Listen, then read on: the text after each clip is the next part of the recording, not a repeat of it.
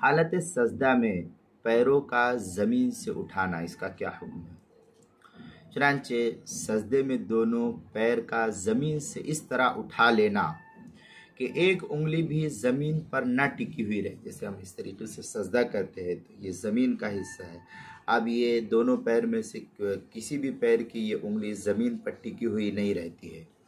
تو اور یہ صورتحال جو زمین سے پیر کو اٹھایا ہے، تو یہ حالت ایک رکن کی ادائیگی کے بقدر، یعنی ایک رکن کہتے ہیں جس میں 3 مرتبہ سبحان ربی الاعلیٰ، سبحان ربی الاعلیٰ، سبحان ربی الاعلیٰ، یہ 3 مرتبہ جتنی دیر میں کہا جائے اس کو ایک رکن کہتے ہیں. تو 3 مرتبہ 3 تسبیح پڑھنے کے بقدر تک اگر یہ پیر اٹھا ہوا رہے گا تو پھر اس صورت میں نماز صحیح نہیں ہوگی، پھر سے نماز پڑھنا پڑے گا.